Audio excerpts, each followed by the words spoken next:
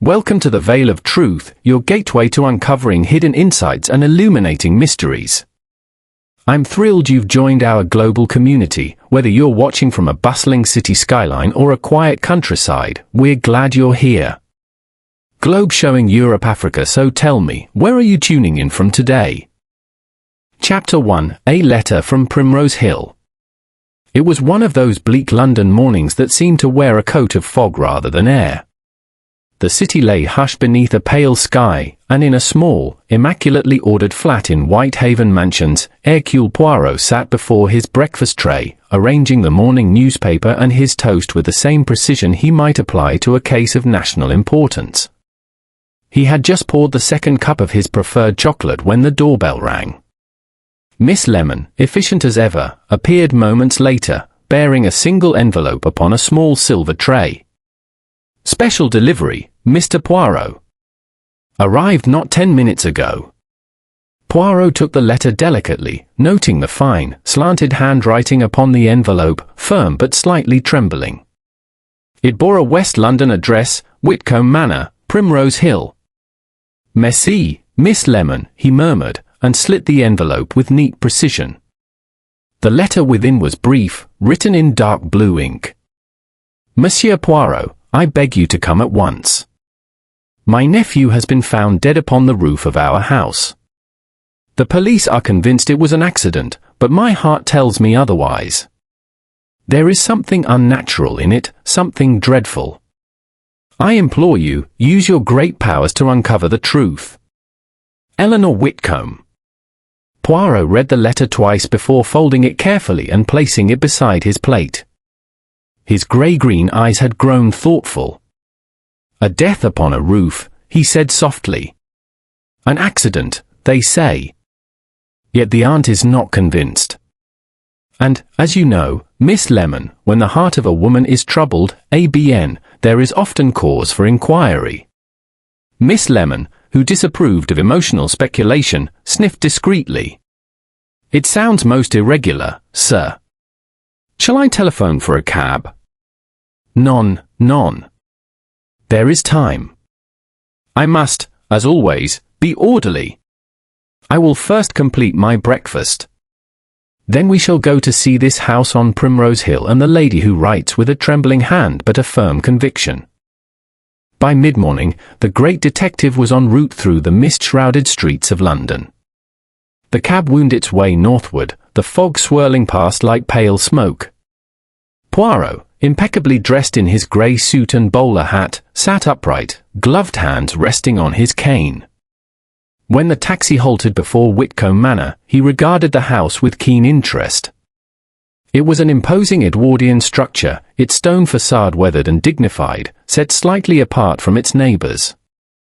The roof, flat and bordered by a low parapet, loomed faintly against the fog, silent, secretive. A uniformed maid opened the door, her face pale and uncertain. Mr. Hercule Poirot, he announced gently. Madame Whitcombe is expecting me. He was shown through a wide, sombre hall where the ticking of a grandfather clock was the only sound. Heavy portraits glowered from the walls, stern ancestors, perhaps, unamused by the modern world. Mrs. Eleanor Whitcombe awaited him in the morning room, a figure of quiet dignity in black silk.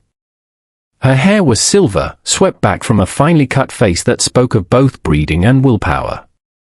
Mr. Poirot, she said, rising. Thank you for coming.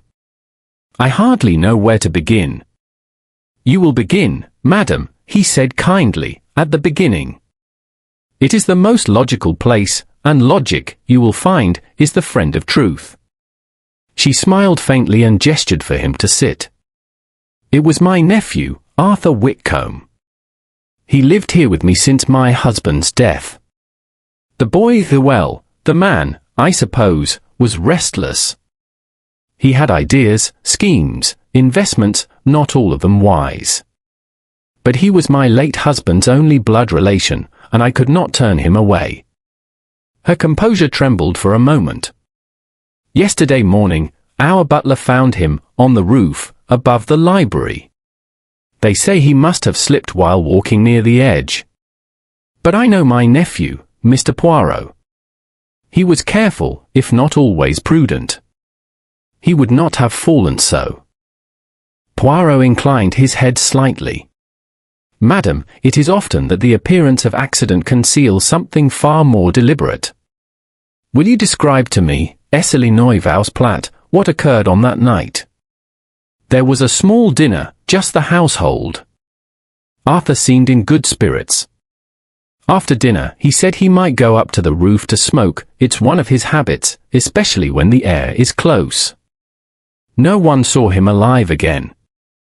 And who comprises your household? My companion, Miss Clara Hemsley, Dr. Lionel Beckett, a family friend who dined with us that evening, our butler, Mr. James Larkin, and a young artist, Miss Violet Crane, who is lodging with us for a time. That is all. Poirot's eyebrows rose. An artist? How charming.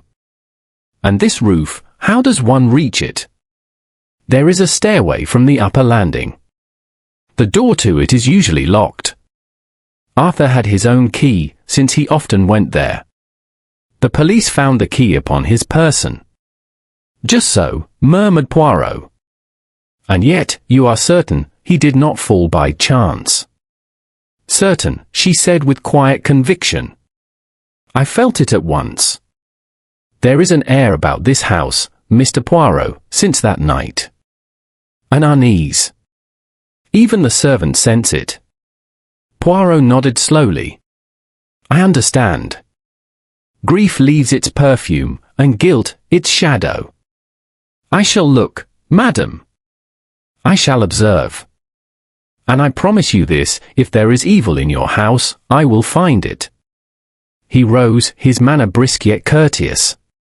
Might I see the roof? Of course. Mr. Larkin will show you. The butler appeared, a tall man with severe features and a measured voice. He led Poirot up the staircase, past framed landscapes and closed doors, until they reached a narrow flight leading to a small landing and a heavy oak door. Here, sir. This is where the poor gentleman used to go.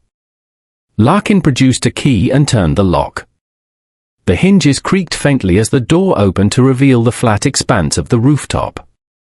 The fog hung low, curling over the parapet like pale smoke from an invisible fire. Poirot stepped forward, every detail of his appearance immaculate despite the chill. His eyes, bright as cut glass, swept across the scene, the darkened stonework, the puddles left by last night's rain, the faint marks of scuffling near the parapet. He murmured, crouching to examine a small object. It was a shard of glass, part of a broken tumbler. Nearby lay a cigarette end, crushed flat beneath a heel. Did the police remove anything from here? Only the body, sir. Poirot straightened, his gaze distant. And yet, monsieur, the scene, it speaks.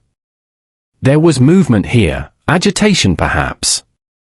One man does not drink and smoke alone in such a manner. Something disturbed him. He walked to the edge, peering thoughtfully over. The drop was sheer, dizzying. To fall here would be instant death. Yes, but it is not the fall that interests me. It is the journey that led to it. He turned back toward the door, his expression composed but his mind already aflame with speculation. Tell me, Mr. Larkin, he said, this door, it was locked when you found him. The butler hesitated. No, sir. It stood open. But later, when the police came, they locked it again. Indeed. Poirot's eyes gleamed. Then perhaps the murderer, if there was one, made the same courtesy, he locked it for them. And with that, Hercule Poirot, having seen all he required for the moment, descended the stairs. Behind him, the mist thickened, curling around the silent rooftop that had seen a man's final moments. An accident, they say, he murmured. But, mon Dieu, the roof, it whispers otherwise. Chapter 2, The House of Uneasy Hearts. Whitcombe Manor, in the pale light of late morning, seemed both grand and weary, as though the house itself carried the burden of the death that had taken place above it. The fog had begun to lift, and pale strips of sunlight slanted through the tall windows, illuminating dust motes that drifted like idle thoughts. Hercule Poirot, having satisfied himself with a preliminary look at the rooftop, descended to the morning room once more. There he found Mrs. Whitcombe seated near the fire, her hands clasped tightly in her lap. "Madam," he said gently, "if it is agreeable, I should like to speak with each member of your household. It is by conversation that the truth begins to unfold." She nodded gravely. "Of course, Mr. Poirot. I have told them you may ask whatever you please. We are all anxious for the truth, though I fear not all will welcome it." Poirot bowed slightly. "The truth, madam, is seldom a guest one welcomes, but always a guest one must entertain. Miss Clara Hemsley." The first to appear was Miss Clara Hemsley, Mrs. Whitcomb's live-in companion, a woman in her late 30s, thin to the point of frailty, with large eyes that darted nervously. She entered with the timid air of one unaccustomed to being observed too closely. Poirot motioned her to sit. "You have been with Madame Whitcombe some years, mademoiselle." "8 years, sir," she replied softly. "She has been most kind to me. I tried to be of service." "You were in the house the night of Mr. Arthur's death?" "Yes, of course. We had dinner together, just the family and Miss Crane, our guest. Dr. Beckett joined us as well. Arthur was unusually lively that evening. He spoke of some investment that would make us all rich. Mrs. Whitcombe was not pleased. She dislikes talk of money at table." "Did you see Mr. Arthur after dinner?" She hesitated. "Only for a moment. He passed me in the corridor, humming to himself. He said he might go up for some air. I thought nothing of it until," she paused, her fingers twisting in her lap. "Until the morning, when Mr. Larkin raised the alarm." Poirot leaned forward slightly. "You liked him, perhaps?" A faint colour rose to her cheeks. Yes, I suppose I did. He could be very charming. But there was something reckless in him. He was often kind one day, cruel the next." Still, she lowered her eyes. "No one deserves to die like that." Poirot inclined his head gently. "Merci, mademoiselle. You have been most helpful." Dr. Lionel Beckett. Next came Dr. Lionel Beckett, a tall man in his 40s with a steady, practiced air. His manner was that of one accustomed to authority, the calm, slightly weary confidence of a physician. "Ah, doctor," said Poirot pleasantly, "you were present when the body was discovered, yes?" "I was called immediately," Beckett replied. "I live only a few houses away. Poor Arthur was beyond all help, of course. A fractured skull, instantaneous death." "You knew him well?" "Fairly well. He was a difficult young man, impulsive, ambitious, easily led. He fancied himself a businessman, though most of his ventures were optimistic, shall we say." Poirot's gaze sharpened. "And yet, perhaps, you had dealings with him." Beckett's expression flickered. "He once asked me to invest in one of his schemes, a medical supply company. I declined. My profession does not permit me the luxury of gambling on uncertain ventures." "Yet you were his friend." "I was his aunt's friend," Beckett corrected quietly. "Eleanor is a good woman. I tried to advise Arthur for her sake." Poirot smiled faintly. "Advising young men, doctor, is a dangerous occupation. They prefer the voice of fortune to that of reason." Beckett gave a thin smile. "Quite." When he left, Poirot noted the slight tension in his jaw, the faint tremor in his right hand. There is anger there, Poirot thought, but anger of what kind? Of loss, or of something owed? James Larkin, the butler. The butler, James Larkin, entered with a measured tread, his black uniform immaculate. He was a man of about 50, tall, with a severe face and small, sharp eyes that revealed little. Poirot regarded him with polite interest. "You, monsieur, were the one who found the body?" "Yes, sir. It was about 7 in the morning. I went to the library and saw the skylight open above. I called up, and when there was no answer, I went up the stairs to the roof.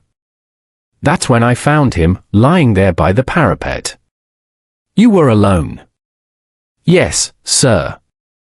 I came straight down and telephoned Dr. Beckett and the police." Poirot nodded. "And this key to the roof door, it was always in Mr. Arthur's possession?" "Indeed, sir. Though Mrs. Whitcombe had a spare, kept in her writing desk. I believe she never used it." Poirot's eyes glinted. "And on the night before, you did not see or hear anyone going up?" Larkin hesitated for the briefest moment. "No, sir. I was polishing the silver in the pantry most of the evening." Poirot smiled pleasantly. "Ah, le devoir, the duty. It keeps one busy, yes?" But in his mind he thought, "And yet, there was no silver polish that night, I think. A curious alibi, Monsieur Larkin." Miss Violet Crane. Finally came Miss Violet Crane, the artist lodger. She was a striking young woman of 25, with dark hair and paint-stained fingertips, a face at once intelligent and guarded. She met Poirot's eyes with composure. "I hear you are painting London from the rooftops," Poirot said lightly. "Not quite so poetically," she replied with a small smile. "I paint views, light, shadow, the rhythm of the city. I have a small studio room facing the garden." "You were here that night?" "Yes. I was sketching by moonlight from my window, silhouettes of the roofline. Around 9:30, I saw movement above. 2 figures. I assumed one was Arthur. He waved as though in jest. The other? I could not tell." Poirot's head tilted. 2, you say? And the second, was it tall or short?" "Shorter, I think. But I was sketching, not spying. The fog came in soon after. I saw nothing more." Poirot nodded slowly. "Your eyes, mademoiselle, they see much. The artist observes where others glance." She hesitated. "Do you believe he was murdered, Mr. Poirot?" "I believe, mademoiselle," said Poirot softly, "that every death has its pattern. The question is whether that pattern was drawn by chance or by design." When all the interviews were concluded, Poirot requested to walk once more through the upper corridor. Alone, he moved with quiet steps, observing every detail, a faint scuff on the skirting board near the stair to the roof, a scent of cigar smoke lingering where none should be, a picture framed slightly askew. He paused before the locked door that led upward. His fingers brushed the handle, then withdrew. "Locked from habit, perhaps," he murmured. "Or locked to hide memory." Descending again, he found Mrs. Whitcombe awaiting him in the hall. "You have spoken with them all, Mr. Poirot?" "Yes, madam. And already I begin to see the shape of things, faintly, like the outline of a picture before the colors are added. There is grief in your house, yes, but also fear." Her eyes widened slightly. "Fear? Of what?" Poirot's smile was small and enigmatic. "That, madam, is what I must discover. For in every house where the truth is unwelcome, there walks also the shadow of guilt." He bowed and took his leave for the afternoon, his mind already busy sorting facts from impressions, gestures from truths. As the great detective stepped out into the thinning fog, a single thought crystallized in his mind. One of those polite, well-spoken people had stood upon that roof with Arthur Whitcombe. One had watched him die. And that same one now smiled and waited. Chapter 3: Footsteps in the Night. That evening, the fog thinned at last, revealing a pale, reluctant moon above the rooftops of Primrose Hill. The house, however, seemed untouched by the clearing air. Its windows glowed dimly, and its corridors held a silence that was not peace but caution. Hercule Poirot sat alone in the library, a small fire burning low in the grate. Before him, upon the table, he had laid out several small objects, a shard of glass from the roof, the crushed cigarette end, and a few brief notes he had written during the afternoon's interviews. He studied them in silence, fingertips pressed together beneath his chin. Order and method, he murmured to himself. Always order and method. We begin with the facts. The time of death, between 9:30 and 10. The place, upon the roof above this very room. The circumstances, apparently accidental. But already, there are discrepancies. At that moment, the door opened and Mrs. Whitcombe entered softly. "Mr. Poirot," she said, "the household has retired, but if you wish, I can have some tea brought to you." "Merci, madam, but no. Tea disturbs the little grey cells when they are in conference." She smiled faintly. "Then I shall leave you to them. I only wish to say, thank you for coming. The presence of a calm mind is a comfort." Poirot rose politely and bowed. "You are gracious, madam. But the mind that is calm may yet disturb the guilty." When she had gone, he stood for a moment, listening to the echo of her footsteps fade down the hall. Then he turned back to his evidence. "The butler, Larkin," he said quietly, "he polishes silver that does not exist. The companion, Miss Hemsley, she trembles not only with grief but with memory. The doctor, he conceals anger beneath courtesy. And the artist, she has seen too much for her own peace. ABN. Each of them walks with shadows." He drew from his pocket the small torch he always carried and ascended once more to the upper landing. The house was hushed, only the faint ticking of a distant clock marked the passing of time. At the end of the corridor stood the door to the roof, locked now, as before. Poirot examined the keyhole and the frame with a small beam of light. There was nothing amiss, nothing except the faintest scrape upon the brass, as though the key had been turned hastily or by an uncertain hand. He turned, studying the corridor itself. A small side table stood against the wall, its surface faintly dusty save for one circular mark, recently made, about the size of a tumbler. He smiled faintly. "Ah. So Mr. Arthur took his glass upstairs himself. That, at least, is consistent." But then he noticed something else, a trail so faint it might have been missed entirely, a few small flecks of black, almost invisible against the dark carpet. He bent, touched one lightly, and rubbed it between his fingers.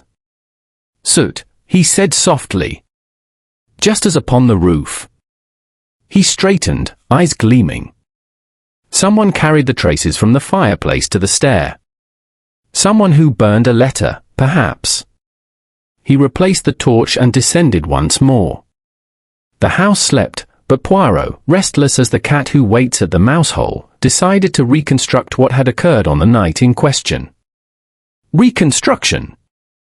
He imagined the dinner, the table set with quiet formality, the conversation polite but strained. Arthur Whitcombe, lively, boasting of some new investment. Mrs. Whitcombe, disapproving but restrained. Miss Hemsley anxious, perhaps watching Arthur with a mixture of affection and fear. Dr. Beckett critical, his temper held in check. Larkin serving, his face expressionless. Miss Crane sketching impressions with her eyes. Then, dinner over. Arthur rises, laughing, a glass in his hand. "I'll take some air," he says. Up on the roof, it clears the head. He leaves the table. The others remain, talking? Or pretending to talk, their ears pricked for his return. But he does not return. At 9:30, Miss Crane sees him from her window, two figures on the roof. The fog begins to gather. A faint cry? A thud? Silence. Poirot's imagination, sharpened by years of such reconstructions, filled the spaces between. He could almost see it, the quarrel, the struggle, the fatal blow, perhaps struck in the library below, the body later carried upward to disguise the crime. "Oh, he whispered.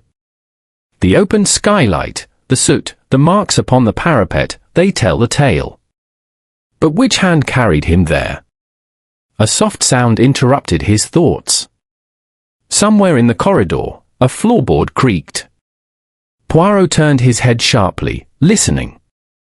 The sound came again, quiet footsteps, hesitant, retreating toward the back stair. He moved swiftly to the door and opened it, but the passage beyond was empty. Only the faint scent of tobacco lingered. "Someone who cannot sleep," he murmured. "Or someone who fears I may not sleep either." He closed the door and returned to the fire. The embers glowed softly, revealing the half-burnt remains of the earlier letter he had pieced together that afternoon. The word still haunted him, "unless you pay what you owe." That phrase was the pulse of the matter, he was certain. Debt, deceit, desperation, they were old friends of murder. The morning after. At breakfast the next morning, the atmosphere at Whitcombe Manor was subdued. Mrs. Whitcombe sat at the head of the table, pale and composed. Dr. Beckett had joined them, sipping his coffee in silence.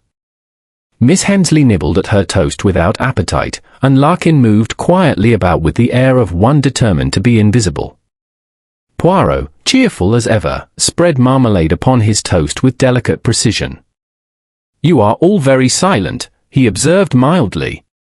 "Perhaps you dreamt of the poor Monsieur Arthur." Miss Hensley shuddered faintly. "I wish I could forget." Poirot's gaze flicked to Dr. Beckett. "And you, doctor? You sleep well?" Beckett's brow furrowed. "As well as can be expected. Death is never pleasant, even to those accustomed to it." "Just so," said Poirot. "And yet, one must be accustomed to deception also, n'est-ce pas? For even death, doctor, may sometimes wear a mask." The doctor looked sharply at him. "You think he was murdered, then?" Poirot smiled. "I think nothing, doctor. I merely observe. But perhaps you would all oblige me this morning with a small favour. I wish to see where each of you was, precisely, when Mr. Arthur met his death." A murmur of assent, or reluctance, ran around the table. Poirot nodded, satisfied. "Bon. Then after breakfast, we shall walk through it together. A small play, in which everyone knows his part. Perhaps, in the performance, one may forget his line." Mrs. Whitcombe looked at him with puzzled respect. "You mean to reenact it?" "Exactly so. The little grey cells, madam, they love to see the picture recreated." An hour later, the household assembled in the library. Poirot directed them with quiet authority, placing each where they had been that fateful night. Miss Hensley by the piano, nervous hands clasped. Dr. Beckett near the decanter. Miss Crane by the window, where she had sketched. Larkin standing discreetly by the door. And Mrs. Whitcombe seated by the fire, as she had been. Poirot moved among them, his keen eyes watching every flicker of expression. "Now," he said softly, "Mr. Arthur rises. He takes his glass. He leaves by that door, yes, the one to the stair. The clock strikes 9:30. Et voilà. He is gone." He paused, turning slowly to face them. "Tell me, Miss Amis, which of you followed him?" No one spoke. The silence stretched, brittle as glass. Poirot smiled very slightly. "No one?" "Ah, but someone did. Because when he reached the roof, there were two shadows beneath the moon, and one of them did not return. That night, long after the others had gone to bed, Poirot wrote a single sentence in his notebook. The murderer was careful, but not neat. He underlined it twice, closed the book, and extinguished the lamp. Chapter 4: The Artist and the Moonlit Sketch. The morning that followed dawned sharp and bright, the air clear at last after several days of clinging mist. Whitcombe Manor, seen in such sunlight, seemed almost to recover its poise, but to Hercule Poirot, it was a house that wore its dignity as a disguise. He breakfasted alone, taking quiet pleasure in the orderliness of his tray. Nothing delighted him more than symmetry, the teapot precisely aligned with the cup, the toast triangles evenly arranged. To Poirot, perfection in small things was a habit that led inevitably to perfection in great ones. When he had finished, he rang for the maid. "Be so kind," he said, "as to tell Mademoiselle Crane that I should esteem it a favor to speak with her when she has a moment to spare." The maid departed, and 10 minutes later Violet Crane entered, her sketchbook tucked beneath her arm. She looked pale, as though she had slept little. Yet there was an air of quiet courage in her manner that Poirot found engaging. "You wish to see me, Mr. Poirot?" "Yes, mademoiselle," said Poirot, rising courteously. "Pray, sit. I am told that you have a talent for observation. An artist, you see, is not merely one who paints what is before the eyes, but one who perceives what others overlook. It is the same gift that serves a detective." She smiled faintly. "I think I'd prefer my kind of mystery, Mr. Poirot. The worst thing that can happen to me is a smudge." "Ah, but sometimes," he said gently, "a smudge may reveal more than the sharpest line." He gestured toward her sketchbook. "You spoke of a drawing you made on the night Mr. Whitcombe died. May I see it?" She hesitated, then nodded. Opening the sketchbook, she turned to a page near the middle. The drawing was swift and impressionistic, yet skillfully done, the roofline of Whitcombe Manor, the moon rising above it, and 2 figures, shadows, drawn in soft charcoal. "This," she said quietly, "I made between 9 and 10 o'clock. I was trying to capture the contrast of light and fog. I didn't even realize what I'd seen until later." Poirot leaned over the page. "Describe, if you please, what you observed as you drew." "It was about 9:30. The fog had thinned a little. I saw Arthur, Mr. Whitcombe, step onto the roof. He leaned against the parapet, smoking. Then another figure appeared beside him. I couldn't tell who, it was shorter, heavier perhaps. They seemed to talk. Once, Arthur laughed and waved, as if mocking or teasing. Then the fog rolled in again and hid them both."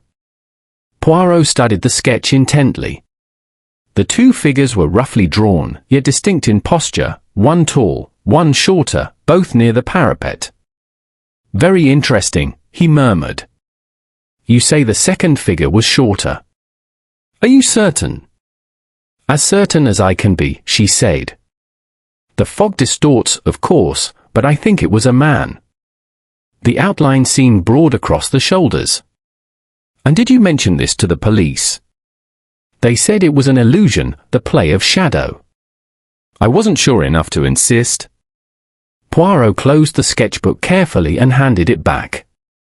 "You were wise, mademoiselle, not to insist, but wiser still to keep this drawing. It may prove more truthful than memory." She looked at him anxiously. "You really believe he was murdered, don't you?" Poirot smiled gently. "Let us say only this, accidents are rarely so convenient to those who benefit from them." Her brow furrowed. "You mean, someone here?" He spread his hands. "In a house such as this, where everyone hides something, affection, resentment, fear, it is safest to believe that everyone is capable of the worst, until proven otherwise." There was a silence. The clock upon the mantel chimed the quarter hour. Violet rose, closing her sketchbook. "If there's anything else I can do, you've only to ask." "Merci, mademoiselle. You have already done more than you know." When she had gone, Poirot stood for some moments in thought, then went to the window and looked out toward the garden. The morning sunlight glinted upon the lead of the rooftop where Arthur Whitcombe had died. 2 figures, she had said, one shorter. And the shorter figure, perhaps, had followed Arthur from the library itself. His gaze dropped to the path below. A man was crossing toward the stables, Larkin, the butler, his tall form unmistakable. Poirot's eyes narrowed slightly. Not the shorter one, then, he murmured. Unless the illusion deceives. Later that day, Poirot sought out Dr. Beckett, who was writing at a desk in the study. The doctor looked up as he entered. Still investigating shadows, Mr. Poirot? Poirot smiled. Indeed. But one must follow the shadow if one wishes to find the man who cast it. Beckett laid down his pen. You'll forgive me if I say that this is becoming a morbid business. The poor boy's death was unfortunate, but I can't see the need for all this, he gestured vaguely. Theatrical inquiry. Perhaps not, said Poirot mildly. And yet you yourself, Doctor, came to the house immediately that morning. You examined the body. You must have observed something. Only that he was dead. No bruises, no marks of struggle. Beckett hesitated a moment too long. A bruise, perhaps. On the back of the head. But consistent with a fall. Poirot inclined his head, as if conceding the point. Just so. Yet I wonder, if he fell forward, how does one bruise the back of one's head? The doctor's eyes hardened. You're suggesting someone struck him. I suggest nothing. I merely observe inconsistency. It is my habit. Beckett rose, visibly annoyed. If you'll excuse me, Mr. Poirot, I have patients to attend to. My duties do not include speculation. As the door closed behind him, Poirot allowed himself a small smile. A man so impatient with speculation is often afraid of what might be speculated about him. That afternoon, Poirot requested Mrs. Whitcombe to permit a brief examination of the library once more. She consented readily, though with evident discomfort. In the fading light, he studied the hearth. The ashes had been cleared, but he sifted them delicately with a silver paper knife until he found what he sought, a single fragment of paper, blackened but intact enough to reveal a few letters, CKE. Check, perhaps, he mused. Or black, something. Either way, money is in it. Always money. He turned toward the tall windows, one of which opened onto the narrow staircase that led to the roof. A faint smudge marred the brass handle, soot again, faint but telling. Poirot touched it with the corner of a handkerchief and held it to the light. It is the same, he murmured. The murderer burned his letter, then opened the skylight to dispose of the body. A sequence neat in intention, but untidy in execution. As the evening deepened, Poirot joined Mrs. Whitcombe and Miss Hemsley in the drawing-room for tea. Conversation was sparse, heavy with unspoken questions. Miss Hemsley's hands trembled as she poured. You are not well, mademoiselle? Poirot asked gently. It is only nerves, she murmured. Since Arthur's death, the nights seem longer. Poirot nodded sympathetically. Grief is exhausting. But there is something else, perhaps, fear. She looked up sharply, eyes wide. Fear? Of what? Of memory, said Poirot softly. For sometimes, the thing we have seen, and wish to forget, is the very thing that will not leave us. Miss Hemsley gave a faint cry and rose hastily. I must see to Mrs. Whitcomb's letters. When she had gone, Mrs. Whitcombe sighed. She is fragile, poor thing. Too sensitive for this house of shadows. Poirot's gaze followed the closing door. Perhaps, madam. But sensitivity, in the right hands, may also be perception. And perception, that is what betrays the murderer. That night, in his notebook, Poirot wrote one brief observation. 2 figures on the roof. One shorter. One silent. The sketch tells the truth, but whose shadow does it depict? He closed the book, extinguished the lamp, and sat for a moment in the moonlight filtering through his window. Every artist, he murmured, reveals more than she intends. And every murderer less than he believes. Chapter 5: The Letter in the Ashes. The following morning, a soft rain fell over Primrose Hill, steady and unyielding. Whitcombe Manor seemed to retreat into itself beneath the grey skies, its tall chimneys exhaling faint plumes of smoke. To Hercule Poirot, the day promised revelations. He began his morning with his customary precision, his shoes polished to mirror brightness, his moustache waxed to perfection, and his mind, as he liked to say, ordered like a well-set breakfast tray. By 9:30, he was in the library once again, the room that, more than any other, seemed to hold the echoes of Arthur Whitcomb's last evening. A small fire crackled in the grate. Poirot crouched delicately beside it, shielding his immaculate cuffs from the soot. With a pair of tongs borrowed from the hearth, he sifted through the ashes, placing aside any piece of paper that had resisted complete destruction. After several minutes of patient work, he arranged 5 blackened fragments upon a sheet of white paper. His eyes gleamed. Voila! The murderer's tidiness was admirable, but incomplete. He took his magnifying glass and bent close. On one piece, a word was still legible, meant due. On another, if you refuse, I shall. The third bore the letters CKE, the same fragment he had found the day before.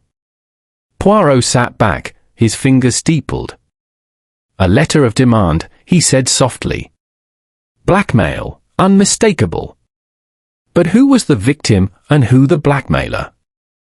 He replaced the pieces in an envelope, sealing it neatly. Then, with brisk precision, he rang for Larkin, the butler. When Larkin entered, tall and solemn, Poirot regarded him with polite curiosity.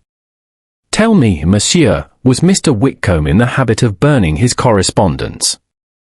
Not that I recall, sir, said Larkin. He kept most of his letters in the desk there. Only the trivial notes went to the fire. Ah. So he was careful with papers, except this one. Poirot gestured toward the hearth.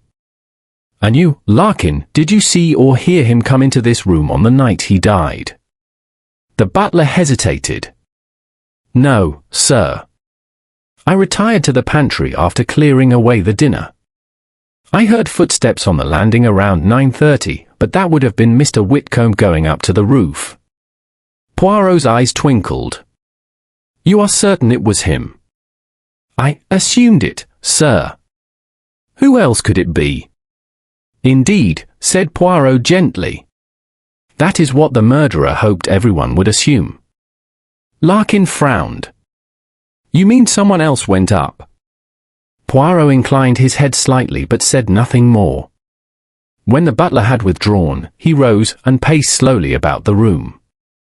Larkin hears footsteps at 9:30, he murmured. Miss Crane sees 2 figures on the roof. Dr. Beckett admits to a bruise inconsistent with a fall. And in the fireplace, proof of extortion.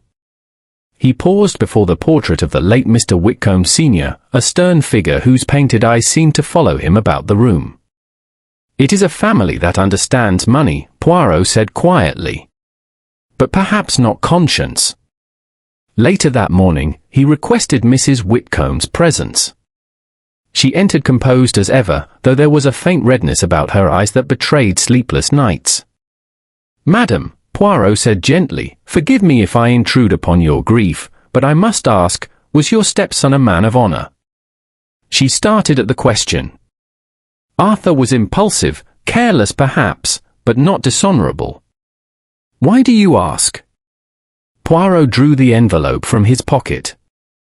Because I have found these. He laid the charred fragments upon the table. She leaned forward, staring at them.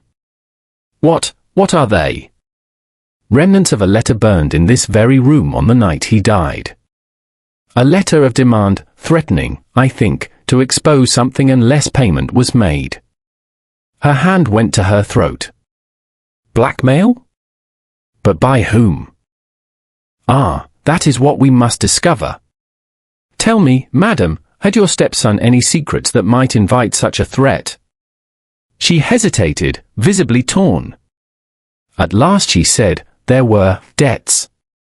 Arthur was generous to a fault, especially with certain less reputable acquaintances. But if anyone was pressing him, he did not confide in me. Poirot inclined his head. Debts of money are often the mask for debts of another kind. Still, we proceed. Her eyes met his.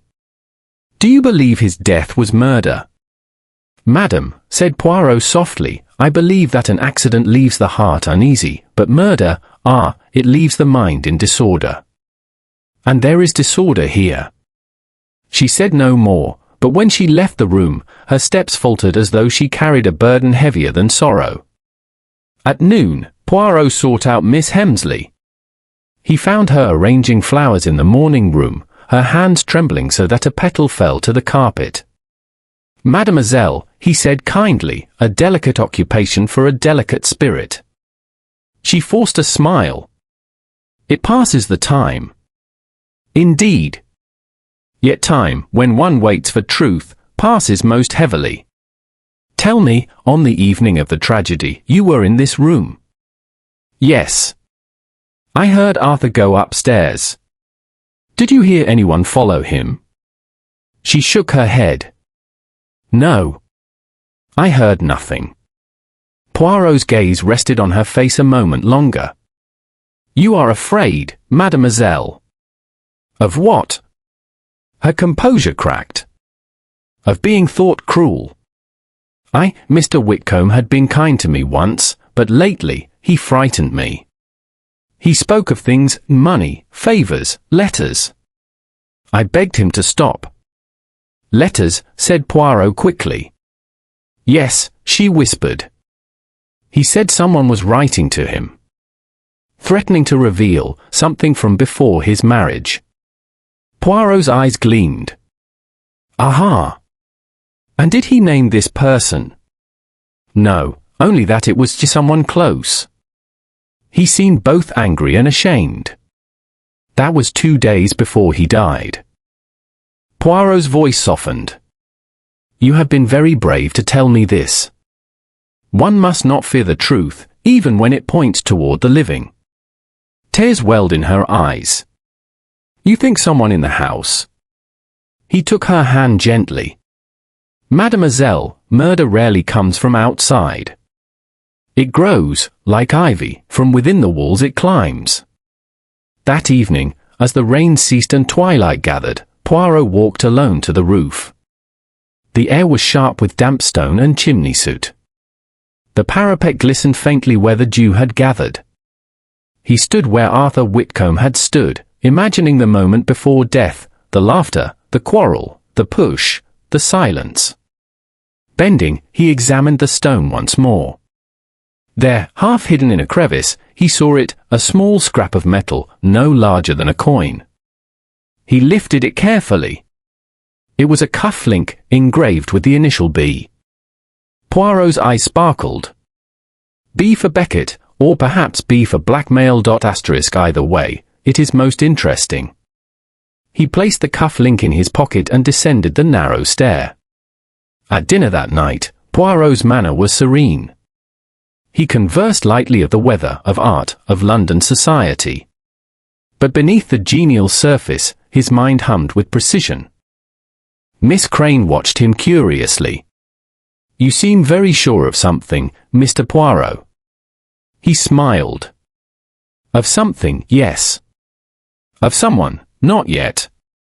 The puzzle is incomplete, but every piece finds its place, sooner or later. Dr. Beckett looked up sharply. And when it does? Poirot's eyes met his, calm and unwavering. Then, Doctor, we shall know who walked upon the roof, and who returned alone. The silence that followed was like a held breath. That night, in his notebook, Poirot wrote 3 brief observations. 1. The letter was a demand for payment, blackmail certain. 2. The bruise was not caused by a fall. 3. The cufflink with the letter B was found near the parapet. He underlined the final note twice. Then, with a small sigh of satisfaction, he closed the book. The ashes, he murmured, speak louder than the living. And tomorrow, they shall name the hand that fed the fire. Chapter 6. The Confession That Wasn't. The next morning dawned clear and brittle. The rain had washed the rooftops clean, leaving every tile gleaming in the sunlight like freshly polished glass. Yet within Whitcombe Manor, the air remained heavy, not with fog this time, but with something thicker and unseen, suspicion. Hercule Poirot sat in the drawing-room, his small frame neat and composed, every crease of his suit immaculate. On the table before him lay 3 objects: the envelope containing the charred fragments of the blackmail letter, the silver cuff-link marked with the letter B, and his little notebook, closed and waiting. He was not alone for long. The door opened, and Mrs. Whitcombe entered, followed by Dr. Beckett, Miss Hemsley, Miss Crane, and finally Larkin. The air between them was brittle with tension. "My friends," Poirot began, bowing slightly, "I have asked you to join me because the time has come to speak plainly. A crime has been committed, and before this day is over, the one who committed it will have unmasked himself." Miss Hemsley gave a small gasp. Dr. Beckett stiffened. Poirot raised a hand for silence. "I beg of you, patience. You shall see how small things, when properly arranged, reveal a very large truth." He turned to Mrs. Whitcombe. "Madam, when last we spoke, you confirmed your stepson had debts. Did he ever mention to you a letter demanding money?" Her lips tightened. "Yes. He showed me one a few weeks ago. It was unsigned. He said he meant to settle it once and for all. I assumed he had done so." Poirot nodded gravely. "Just so. That letter, madam, was burned in your fireplace. I have recovered its fragments." There was a murmur of unease around the room. He gestured to the envelope. It was a demand for money, phrased with some artistry. But there is something curious about it. The paper is of a kind not sold in London, heavy, cream, watermarked as Waverley Mills. He paused. "There is only one person in this household who uses such stationery, and that is you, Dr. Beckett." All eyes turned toward the doctor. His face flushed a dull red. "That's absurd," he snapped. "My paper is used by my secretary, my patients, anyone. You can't accuse me on that." Poirot smiled faintly. "I accuse no one, doctor.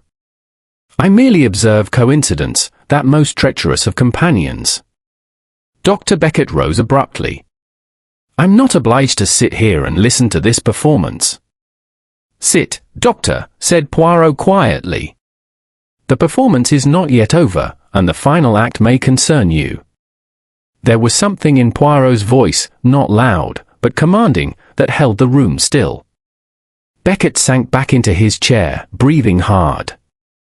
Poirot continued, "We have established that someone blackmailed Arthur Whitcombe. The letter was burned after his death. Who would benefit most from its destruction? The blackmailer, naturally." He turned his gaze deliberately toward Miss Hemsley. "Mademoiselle, you were devoted to Mr. Whitcombe once, were you not?" Her cheeks flamed. I admired him, yes." "And later, perhaps, you resented him?" "He was careless, selfish, he humiliated you before others." Tears sprang to her eyes. "Yes. He made a fool of me." Poirot's tone softened. "And so, you sought revenge?" "A letter, perhaps, to frighten him, to make him pay for his cruelty." She shook her head wildly. "No. I didn't." Poirot said nothing. He only regarded her in silence, the faintest sadness in his eyes. The silence stretched. Then, quite suddenly, Miss Hemsley burst into sobs. "Yes," she cried. "Yes, I wrote to him. I wanted to scare him, to make him pay what he owed me. He had borrowed money, hundreds of pounds, and never returned it. But I never meant," she broke off, choking on her words. "I never meant for him to die." There was a collective intake of breath. Mrs. Whitcombe rose, trembling. "You blackmailed him." Miss Hemsley's sobs grew uncontrollable. "I needed the money. I thought he'd only ignore the letter, as he ignored everything else. But that night, he came to me, angry, shouting, then he left. That's all I know." Poirot watched her quietly, his expression unreadable. Then he said, very gently, "Mademoiselle, I believe you." She looked up, bewildered. You do." "Misoui. Because you are not clever enough to have thought of burning the letter after his death. And because you would never have risked meeting him alone upon the roof." He turned from her to face the others. "You see, my friends, this confession, though sincere, is not complete. It explains the letter, but not the death." Dr. Beckett spoke suddenly, his voice hoarse. "If she admits to blackmail, that's motive enough." Poirot's eyes glinted. "For what, Doctor?" "For writing the letter, yes. But not for pushing him from the roof. The hand that wrote the letter was frightened, the hand that killed was calm, too calm." He paused, and his voice took on a silken edge. "Tell me, Doctor, do you wear cuff links?" "Of course I do," Beckett snapped. "Ah, but you lost one, did you not?" Poirot lifted his hand, and in his palm lay the small silver cuff-link engraved with the letter B. For a moment, the doctor's face was perfectly still. Then he laughed harshly. "That proves nothing. It could have been dropped anywhere." "True," said Poirot mildly. "But it was not. It was found on the roof, near the parapet where Arthur Whitcombe fell, or rather, was pushed." Beckett's hand twitched. "You think That's insane. He owed me money, yes, but I'd no reason to." "Ah." Poirot interrupted softly. "You see, you admit the debt without my asking. And there, precisely, is the truth that betrays you." Beckett half rose, his composure cracking. "You can't prove a thing." Poirot's tone turned almost kind. "No, not yet. But I can prove something else, that the cuff-link was broken after it was lost. Its clasp is twisted, as though torn free in struggle. There are traces of soot upon it, the same soot found on the stair rail and the carpet. You were on the roof that night, Doctor. And you did not go there alone." The doctor sank back into his chair, white to the lips. Poirot let the silence gather again, then spoke quietly. "You are a man of science, Doctor, and of temper. Arthur Whitcombe taunted you. Perhaps he threatened to expose your dealings with certain of your patients, eh? The blackmail letter gave him courage. He called you to the roof. There were words, perhaps a blow, and then, the fatal push. It was not premeditated, only convenient. But you made one mistake, you assumed the fog would hide everything." Beckett covered his face with his hands. "You've built this out of nothing." Poirot smiled faintly. "Nothing, Doctor? On the contrary, I have built it upon everything. The soot, the cuff-link, the bruise, the letter, and the silence of guilt." He stood, smoothing his cuffs. "However, I am not yet ready to accuse. There is still one more truth that must be spoken, a truth not of hands, but of hearts." He looked at them all, Mrs. Whitcombe pale and rigid, Miss Hemsley trembling, Miss Crane intent, Larkin motionless by the door. "Tomorrow," he said softly, "we shall have light, in every sense. Until then, my friends, I advise you to sleep lightly." And with that, he bowed and left them, leaving behind a silence so taut it seemed to hum. That night, alone in his room, Poirot wrote in his notebook. Dr. Beckett, violent temper, motive, money, opportunity, confirmed. But something still amiss. Too direct, too crude. A false picture hides a truer one. Someone else burned the letter. He underlined the last sentence twice, then closed the book with a small, satisfied click. The false confession, he murmured, has done its work. The murderer grows nervous. And when the murderer grows nervous, he makes mistakes. He extinguished the lamp. Chapter 7, The Shadow on the Stairs. The following morning broke dull and cold. A thin mist clung to the trees beyond the lawn, blurring the edges of the world. Within Whitcombe Manor, however, the atmosphere had changed. The air hummed faintly with nerves, the hush that comes not before grief, but before truth. Hercule Poirot, immaculate as ever, sat at the breakfast table with the serenity of a man who had slept soundly. His boiled egg was perfectly timed, his toast evenly browned, and his moustache glistened in perfect symmetry. The others were not so composed. Mrs. Whitcombe toyed with her cup, her face drawn. Miss Hemsley, pale and subdued, avoided everyone's eyes. Dr. Beckett, his expression hard, attacked his food with the grim determination of one who eats out of duty. Larkin, as always, moved quietly in the background, unobserved yet observant. Poirot looked around the table, his expression one of bland courtesy. "We are subdued this morning, are we not? Perhaps the weather, perhaps the conscience, qui sait?" No one spoke.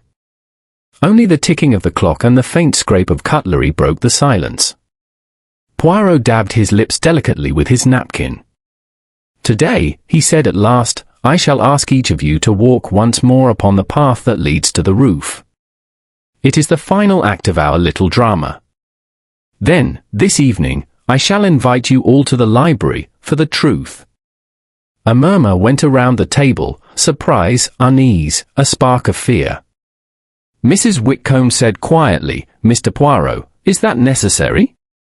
Must we endure another performance?" He inclined his head.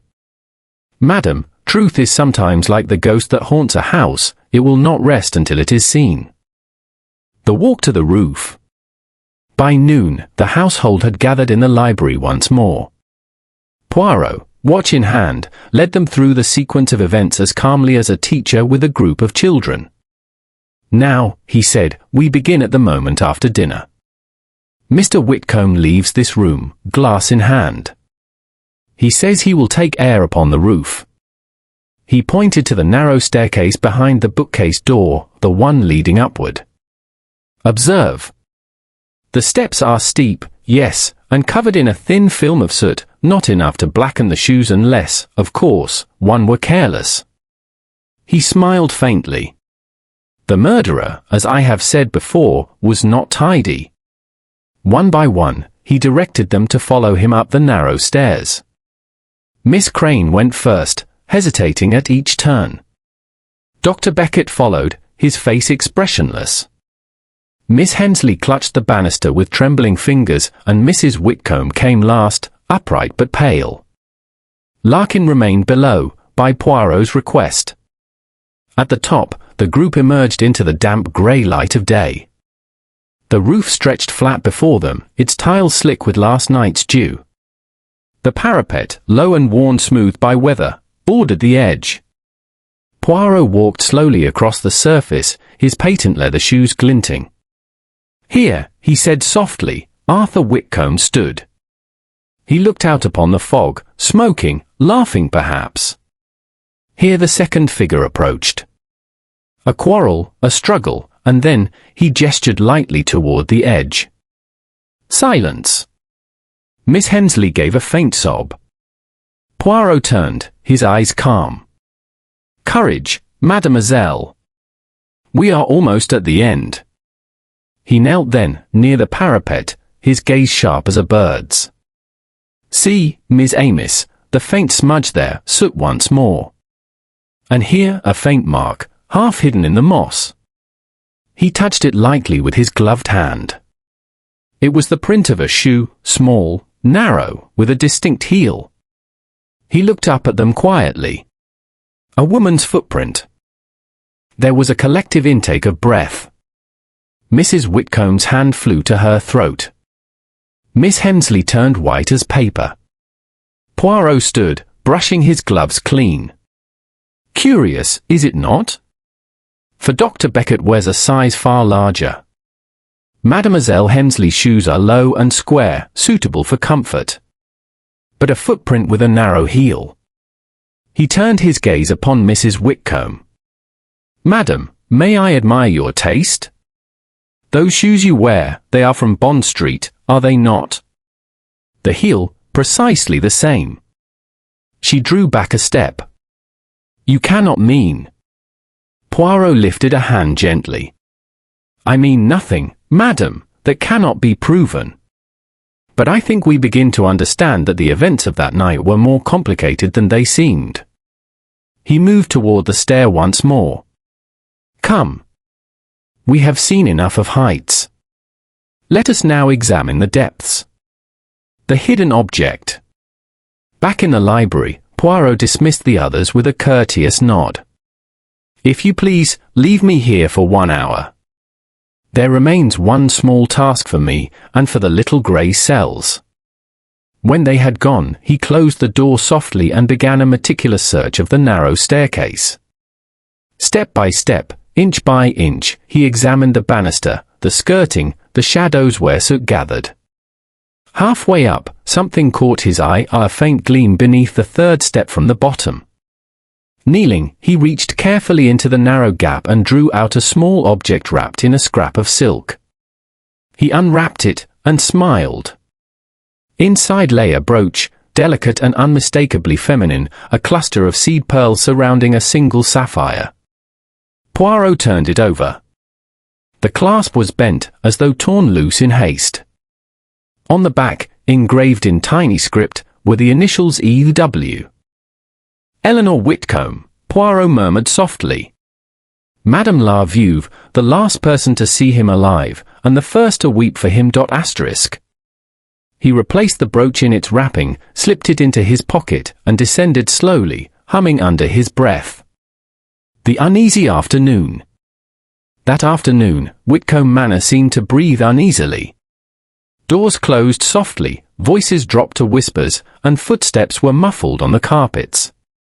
Word had spread, Poirot had found something, though none knew what. In the drawing room, Miss Crane sat by the window sketching nervously, her lines trembling. Miss Hemsley wandered aimlessly, her eyes red from tears. Dr. Beckett had disappeared into the village on urgent business, and Mrs. Whitcombe remained shut in her room. At precisely 5 o'clock, Poirot descended the staircase. He was dressed as though for an evening at the theatre, immaculate suit, silk tie, shoes gleaming. His expression was calm, but his eyes held a quiet fire. Ladies and gentlemen, he announced, I must beg you to reassemble in the library at 8 o'clock this evening. I have the honor to inform you that the mystery of Mr. Arthur Whitcomb's death will then be resolved in its entirety. Miss Crane looked up sharply. You found the murderer? Poirot inclined his head. The murderer has been found, yes, though perhaps not yet aware of it. He turned to Miss Hemsley, whose lips trembled. Courage, mademoiselle. Truth, like medicine, is bitter only before it heals. With that, he withdrew, leaving behind a silence filled not with relief, but with fear. The waiting hours. Evening descended slowly, cloaking the manor in dusk. Lamps glowed behind drawn curtains, the rain returned, tapping softly against the windows. Poirot sat alone in his room, writing with steady hand in his notebook. His notes were brief. The footprint, feminine, deliberate, placed after the struggle. The brooch, torn loose, hidden in fear. The motive of money, pride, protection. He closed the book and gazed into the darkening garden beyond the window. Yes, he murmured. It is clear now. The crime was not of passion, but of preservation, the act of one who feared disgrace more than death. He rose, adjusted his cuffs, and checked his watch. The little gold hand pointed precisely to 7:50. Poirot smiled. In 10 minutes, Miss Amos, the curtain will rise. And the murderer, the murderer will take the stage. Chapter 8, The Truth on the Rooftop. At precisely 8 o'clock, as promised, the library of Whitcombe Manor was aglow with lamplight. The rain had ceased, and the wind whispered faintly against the tall windows. A fire burned in the grate, its crackle the only sound as the household assembled, each person moving as though through a dream. Poirot stood by the mantelpiece, his small figure perfectly poised, hands clasped behind his back. His green eyes were bright, his expression calm, the serenity of a man who has finished arranging every piece of a most complicated puzzle. Mrs. Eleanor Whitcombe entered last, dignified and composed, though her pallor betrayed unease. She took a seat by the fire without a word. Poirot inclined his head to them all. Miss Amos, thank you for your punctuality. Tonight, we shall lay to rest the shadows that have haunted this house. You have each told me what you know. Now, you shall learn what you did not know, and what you did not wish to know. A ripple of tension went through the room. Miss Hemsley clasped her hands tightly in her lap. Dr. Beckett, returned from his mysterious errand, sat rigidly upright, his jaw clenched. Poirot began to pace slowly before the fire. The structure of the truth. Let us begin, he said softly, with the letter of blackmail. We know now it was written by Mademoiselle Hemsley. Foolish, yes, but not criminal. Her intent was to frighten Mr. Arthur Whitcombe, not to destroy him. He confronted her, angrily, yes, but she did not kill him. She went to her room, humiliated and afraid. That, I have verified. Miss Hemsley covered her face. I swear it's true. Poirot nodded gently. I know. And you were used, mademoiselle, used as the curtain behind which another sought to hide. He turned toward Dr. Beckett. Doctor, you had motive, money owed, reputation endangered, but you did not go to the roof that night. You argued with Mr. Whitcombe earlier, yes, but in your surgery, not here. Your cufflink was found near the parapet because it had been taken there by someone who wished suspicion to fall upon you. Beckett blinked, startled. Taken there? But who? Poirot raised a hand. Patience, mon ami. We shall come to that. He drew a small envelope from his pocket. Inside this is a piece of evidence, found hidden beneath the stair leading to the roof. He opened the envelope and drew out the delicate brooch, its seed pearls gleaming faintly in the lamplight. Mrs. Whitcombe gave a soft cry. My brooch! Where did you find it? Poirot finished gently. Beneath the stairs, where it was hidden in haste. Torn from your gown, madam, in a struggle. Her hand went to her throat. That's absurd. I lost it weeks ago. Poirot smiled faintly. Ah, non. You wore it on the night of your stepson's death. Miss Crane, you are an artist, you sketch what you see, n'est-ce pas? You made a drawing of Mrs. Whitcombe at dinner that evening, yes. Miss Crane nodded hesitantly. Yes. She asked me to sketch her, by the firelight. Poirot took a small page from his notebook, a quick, sure pencil drawing of Mrs. Whitcomb's profile, elegant and poised. On her shoulder, clearly visible, was the brooch. Voila, said Poirot softly. There was a collective intake of breath. Mrs. Whitcomb's composure wavered. You cannot possibly think. But I do, madam, Poirot interrupted gently. And permit me to explain why. The steps of the murder. After the quarrel between Arthur Whitcombe and Dr. Beckett, the young man came to you. He was angry, humiliated, desperate. He had been blackmailed, his debts were mounting, and the one person left to help him, his stepmother, had at last refused. You argued. Perhaps he threatened you, demanded his inheritance early, even hinted that he might ruin the family name. For a woman of your pride and dignity, such threats are intolerable. You followed him to the roof. He meant to frighten you, to threaten one final scene. But the quarrel grew violent. In the struggle, your brooch was torn away. You pushed him, perhaps not meaning to, and he fell. Poirot paused, his voice softening. It was not a planned murder, madam. It was the act of a moment, but the concealment afterward was not. Mrs. Whitcomb's lips moved, but no words came. Poirot continued quietly. You descended, heart pounding, and found yourself at the door to the staircase.